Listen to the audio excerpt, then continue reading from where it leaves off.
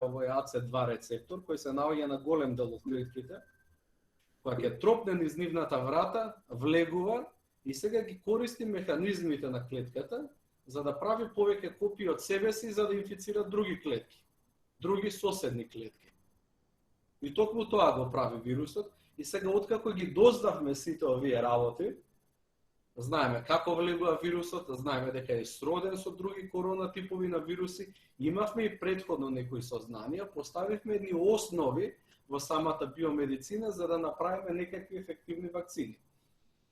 За разлика од другите вируси, откако ќе влезе овој вирус, сега дури излегува неколку трудови, еден труд од пред неколку дена, за разлика од некои други типови на вируси, например како грип и некои типови на бактерии, вирусот кога ќе влезе во долниот респираторен тракт, например во белите дробови, прави еден проблем, односно го хиперактивира имуниот систем.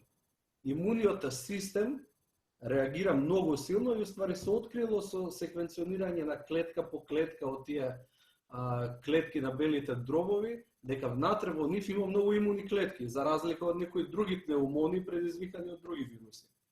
И тие предизвикуваат едно силно воспаление и најголем дел од негативните последици, од негативните исходи од самата инфекција со вирусот се токму поради тоа. Поради хиперактивација на имуниот систем, бидејќи во него има многу макрофаги. Исто така има и еден друг проблем, и тоа сега пред неколку дена го дознавме, дека белите дробови ја губат нивната способност за регенерација, односно типот на авеоларни тип 1 на клетки, кои треба да транзитираат и да го регенерираат белиот дроб, застануваат во некоја меѓуфаза и не се обавуваат својата функција и наместо нив влегуваат едни други клетки кои само ставаат буквално правата лузна на белите дробови, затоа дури луѓе кои спасиле глава од самата инфекција, некои од нив имаат и трајни последици, бидејќи дел од функцијата на белите дробови се губи. Тоа е некоја основа за вирусот.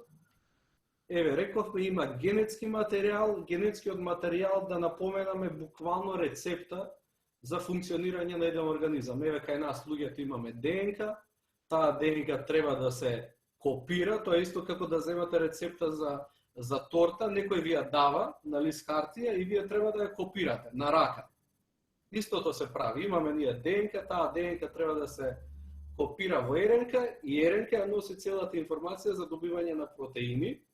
Тоа треба да го запамтиме, сите овие S протеинот, М протеинот, Е протеинот ги гледате се кодирани во самата РНК на вирусот. И тие се главните цели кои имуниот систем ги препознава. И тоа е буквално, има една рецепта која е кодирана во самата РНК молекула и генетскиот материјал на вирусот е РНК молекула.